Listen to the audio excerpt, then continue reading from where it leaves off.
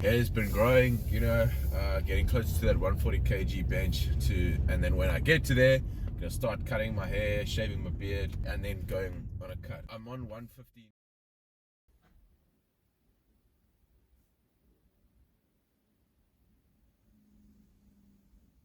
Don't know how to start this video, but as you can see, I've of course shaved my beard, buzzed my hair. I don't have any hair left. This is the first video. Well, I actually did record something else, but it's all mumble jumbled, okay, and it wasn't a good intro. So this video is going to be like two parts. Today I'm training legs, and then it'll be yesterday's video, which is shoulders. So I kind of just want to start it out with this one. I think I'll weigh myself tomorrow. I think I'm weighing like 100 kilograms, but I might still be 102. So I'm just going to put this out there.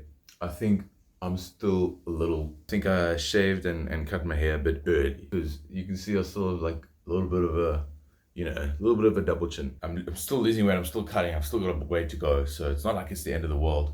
I'm just gonna have to, deal with the fact that, yeah, I'm not that fucking, handsome. We're moving on. We're gonna do legs today. I was actually watching some old clips of myself and when I fucking had hair at the beginning of this year, which soon will be last year, because obviously New Year's is soon. Beginning of this year, I looked at my face and stuff, and it kind of looks the same as it does now. I don't know. I think I just have a different thought of what I used to look like. I thought I had like the most chiseled jawline, and I thought when I talk, I just look like this all the time. But I don't.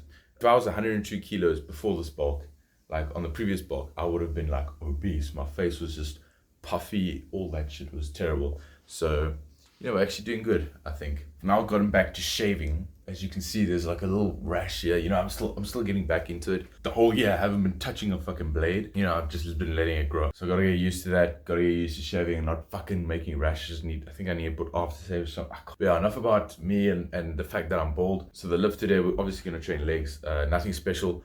I might not squat today though. I think I might only be doing leg press, just because I'm trying not to like regain all that lower back pain that I used to have.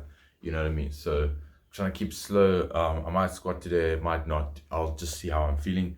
Otherwise, I might just do leg press. I had a resistance band that I was using for hack squat, and hack squat was great. I loved hack squat. I just don't like it without a resistance band, because it's shit. It's better than if I was just squatting. But why wouldn't I just do leg press then? The band I was using for the 140 kg bench, and then I did 140, and I was like, oh, I'm so happy. And then I fucking forgot about it. So it's got either someone stole it, took it home, or someone, who's a little bit more overweight used it as a pull-up resistance band and fucking snapped. Probably that. So I'm just getting ready, and then later I'm just going to show you guys what I'm eating for pre-workout today. I'm going to keep this thing going. I think the last video, the pre-workout that I shared was some cream of rice. So today, a little bit different. We got some fucking just normal ass, cereal with some milk that has fat in it, just because I feel like, cereal's just fucking fast absorbing. So, if you have like some full fat milk with it slows down the digestion a bit, because fat slows down digestion. So that's kind of like, I don't know, maybe it's a bunch of bullshit that I just created in my head, but that's what I'm going with. And I'm also going to be having a banana, which you'll see now.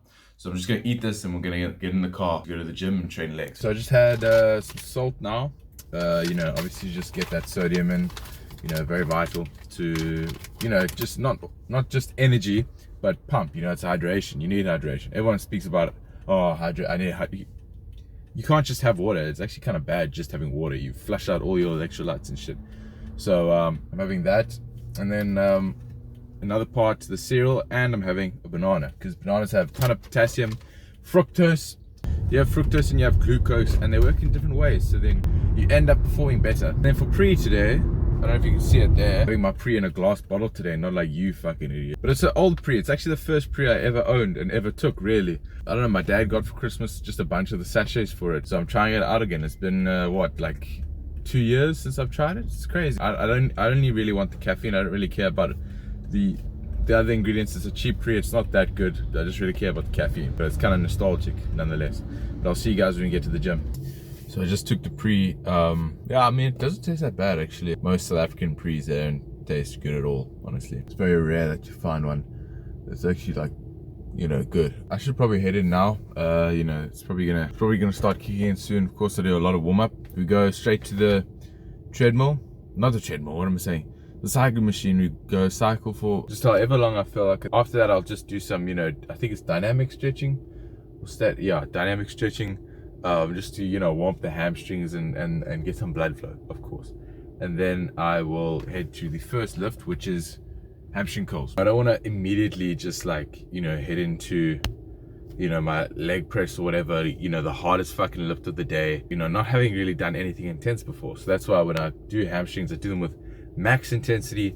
It prepares my brain to push fucking hard on the leg press and whatever. Also, my hamstrings have always been lacking, you know, so if your hamstrings are lacking, maybe just do them at the, or if your legs just don't look that big, just maybe do them at the start, you know. It was fucking weird for me when I first did it, but you know, you get used to it and it's actually pretty good. RDLs, haven't been doing RDLs. I'm cutting now, so it's not that much of a point. Maybe the next bulk I'll start incorporating RDLs. I fucking hated RDLs because, you know, they just hurt my back, everything, because I have back pains from deadlift, squat, you know, all that shit. But we'll see in the future. We might actually hit carbs today. I'm not doing that much today, so it might actually hit carbs. But yeah, I'll see you guys at hamstring curl.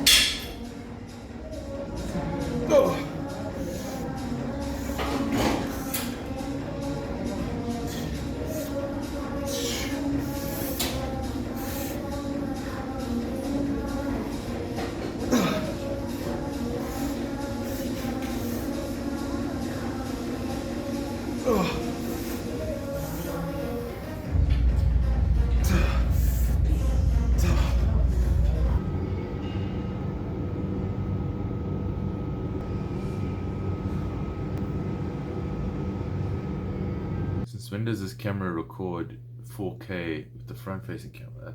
That's never happened before, but okay. They couldn't have updated it. It's not like they could have sent like better hardware for the camera. Like, damn. Okay, first session of this video, legs. So what do we start with? Let's see. Okay, so we did hamstrings. So of course we got hamstrings first. I love to start with hamstrings first. I'll probably explain this in the video. I just prefer it. So yeah, if you look in the footage, I mean, I kind of, you see, like I raise my back a little, like while I'm lying down. I don't know, it just feels better. I saw Ryan Jewers do it. It feels like I get a better stretch. I have to be careful with these hamstring curls recently. I feel like I'm actually going to start injuring myself because I felt at the bottom of the movement, like my hamstring like pulling, and I feel like something's gonna tear. So I have to give myself a bit more rest. And I might actually stop training hamstrings first altogether, just because of the fact that it's kind of fucking up my squats, so I'm gonna have to stop with that. But yeah, you know, you just want to control it on the way down, obviously, and you want to just pump out like partials, because partials are beneficial on these hamstring movements. If you have a seated hamstring curl, that's better. I find my lats get fatigued because I'm holding on for fucking dear life, so rather maybe do a seated hamstring. But yeah, I think I did 2 sets of this, about 8 to 12 reps, something like that, with the full stack. So a decent amount of weight. Love to boost my ego. Leg press, of course. Now I've been going for a little wider feet placement than if you look in my previous videos. They were like right together. I've been going for a wider feet placement just because it feels better. When I do squat, my feet are right together. So I kind of wanted to have something else, like when I do leg press, it's wider. I didn't squat today, but if your heels go off the pad, that's fine. You just want to go as deep as possible. Practice, you know. Maybe start with 1 plate. Leave your ego at the door. You know, you don't have to do 4 plates like everyone else with shit reps. Do lightweight, get the reps in. You can see I'm wearing socks here. I need some lifting socks that have some grip. Just because I think I was wearing Converse and it destroys my Converse when I wear it because my feet, like, you know. I think if you have lifting shoes which the heels are elevated, you can do that. You don't even have to raise your heels. The 2 sets of this, about 8 to 12 reps, the same. That's kind of like my thing. There were 2 sets. I didn't record the second set for some reason. I might have lost the footage, but it was the first set was 5 plates, and then the other set was 5.5 plates each side. So yeah, remember to do partials and control on the way down, and pause at the bottom. Pausing at the bottom is essential. With this one, I try my best not to like let the weight rest at the bottom. I try to keep holding it, you know what I mean, at the bottom. I know this angle sucks for leg extensions, but I was trying something new. Okay, just relax, okay. Leg extensions, it's just fucking normal, you know. There's nothing special to my leg extensions, you know what I mean. It's just, you know, hold for fucking dear life on the handles, you know, that you're sitting in place, and just move the pad until you can't move it at all, basically. I don't really extend fully out because it kind of hurts my knees, but I'm getting better though. I used to not be able to do leg extensions at all, so yeah. And what I like to do is, of course, supersets with sissy squats. Now, sissy squats, you kind of just gotta, you know, do them enough to, I can't tell you, okay, this is how you do, because it doesn't really work for a lot of people. Just look at my form, just kind of replicate that. There's videos online on how to do it with the Smith machine. It might help you because you might have like shit ankle mobility or some bullshit. That should be the whole leg day. I don't do RDLs. I should be doing RDLs. I probably said some shit already in the video. But yeah, the leg extensions, I do like 16 reps. I'm not a big fan of doing low reps with leg extensions, you know? And remember, reps don't matter, you know. 4 reps and 60 reps, same thing, same hypertrophy. It's just that the 60 ran out of fucking storage. Just remember, 4 reps and 60 reps, they'll give you the same hypertrophy. It's just that the 60 reps, you'll be a lot more fatigued for the rest of your sets. And doing 4 reps, you might do like shit form. I don't think it's enough reps, so I like to do that 8 to 12 reps. That's my kind of thing. So with leg extension, I like to do more reps. It just feels better for me. I just never feel satisfied after doing like low ass, like heavy ass weight reps.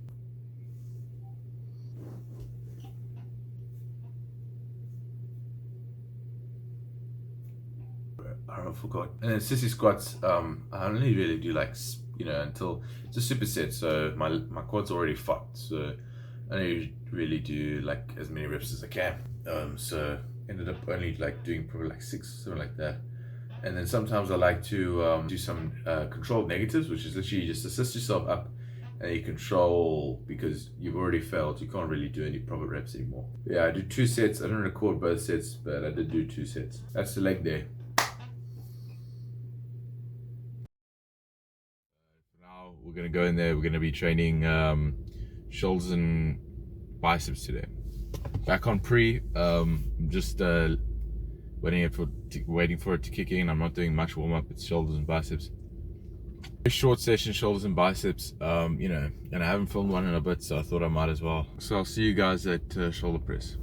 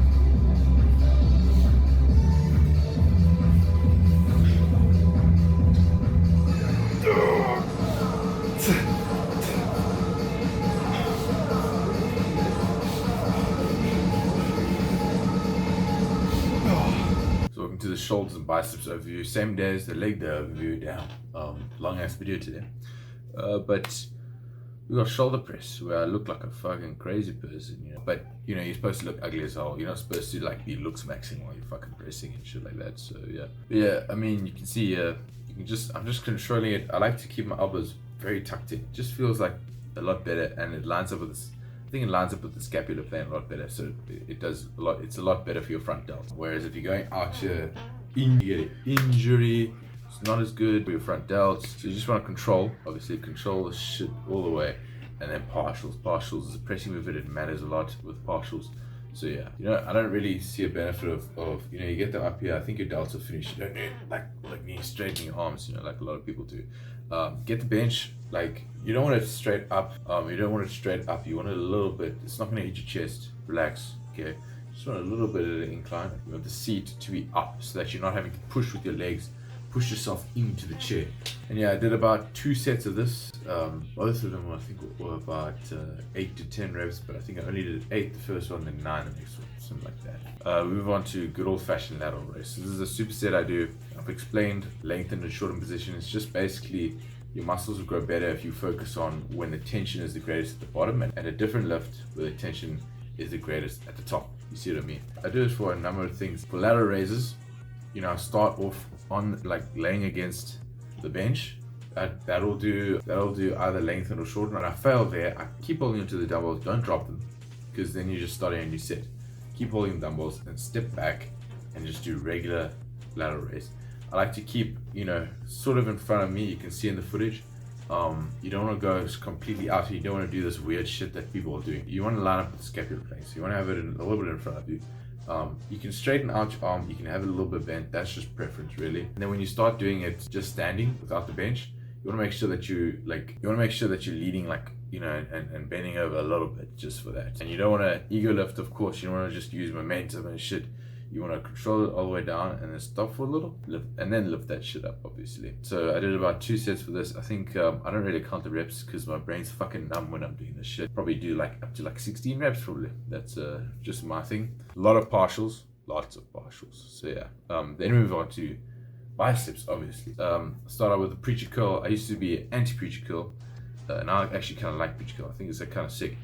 You want to keep you don't want to sort of like some folks do with one arm, because when your arms outwards like that, you're doing the wrong part of the bicep for preacher curl. So I like to hold on with my other arms so there's more stability, which we love stability on this channel. It leads to more hypertrophy. So you hold on for stability and then you just control that shit all the way down. Feel the stretch at the bottom and then pull that shit up. Okay.